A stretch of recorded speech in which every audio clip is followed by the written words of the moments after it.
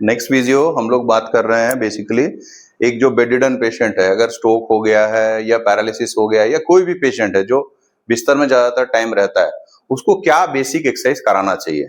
ठीक है, as a staff caretaker या एज ए नर्स, तो बेसिकली एक्सरसाइज क्यों कराना है, क्योंकि वो जॉइंट उसके मोबिलाइज नहीं करने से उसके जॉइंट जम जाएंगे। ठीक है, क्योंकि हर एक जॉइंट में ऑयल रहता है, वो ऑयलिंग खत्म हो जाएगा। ठीक है, उसके बाद जो मसल्स है उनका लेंथ कम हो जाएगा। ठीक है, उसके बाद जो है ब्लड सर्कुलेशन ठीक से नहीं होगा।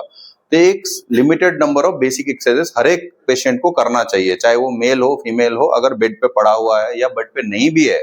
अगर वो खुद से करे तो बहुत अच्छा है, नहीं कर पाएगा तो उसको आप करा दोगे तो उसको हार्ट का प्रॉब्लम नहीं होगा, डीवीटी नहीं होगा, मतलब डीप वेन थ्रोम्बोसिस नहीं होगा। डीप वेन थ्रोम्बोसिस क्या होता है, जो पैर जो है ना लेटे लेटे क्या होता है, यहाँ पे खून तो चला जाता है पर वापस नहीं जाता है, दिल से बहुत दूर है ना। दिल क्या ब्रेन को भी भेजता है, पैर को भी भेजता है। खून यहाँ पे चला तो जाएगा, दिल भेज दिया, पर वापस जाने के लिए यही हार्ट पंप करता है वापस। तो ये पेशेंट जो नहीं कर पा रहा है तो ये ब्लॉक हो जाएगा। तो सबसे पहला एक्सरसाइज जो होता है, कोई भी पेशेंट है हर 3-4 घंटे 5 घंटे में इसको एक 20 टाइम्स 30 टाइम्स ऐसे करना है।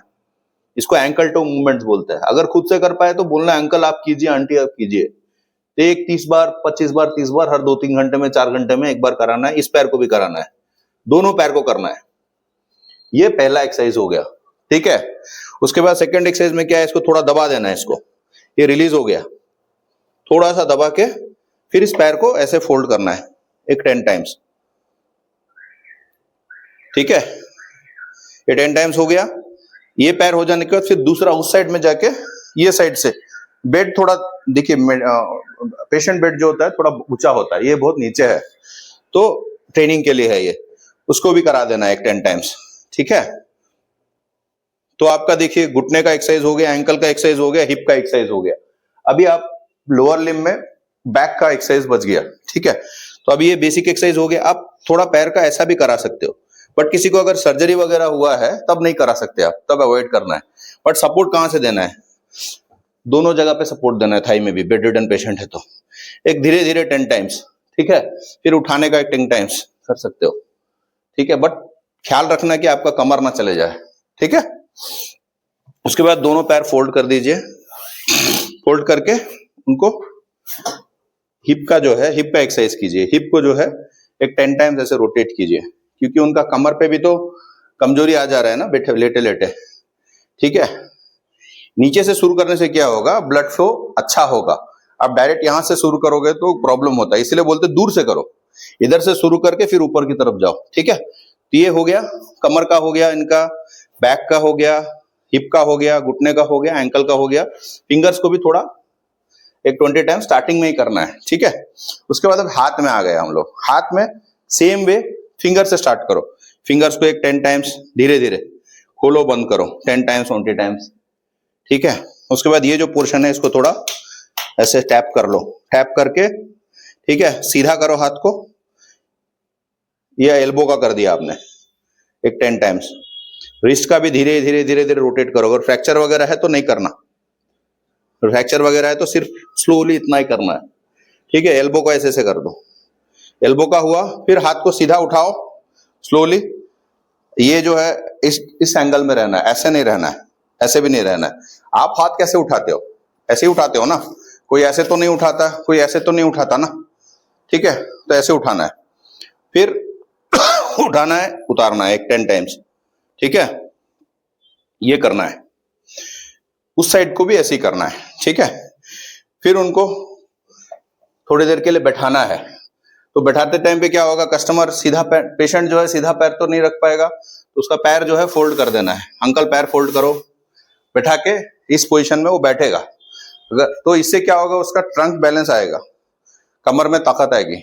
ठीक है, और थोड़ा पैर आप सपोर्ट कर दीजिए उसको नीचे से, जैसे कि वो बैठे। पेशेंट होगा वो गिर जाएगा ये साइड में वो साइड में। इससे क्या होगा, ऐसे करके बैठा के आप थोड़ा जो है ये जो बी शेप में प्रेशर डालना है दोनों हाथ से।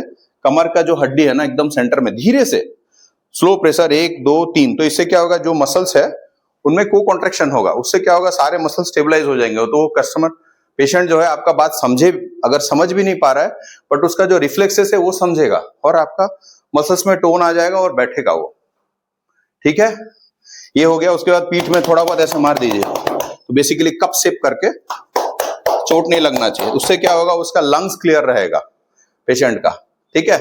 उसके बाद पेशेंट को बोलिए सर थोड़ा हाथ उठाइए ऊपर की तरफ, ऐसे करके लंबा लंबा सांस लीजिए उतारिए, लंबा लंबा सांस लीजिए उतारिए।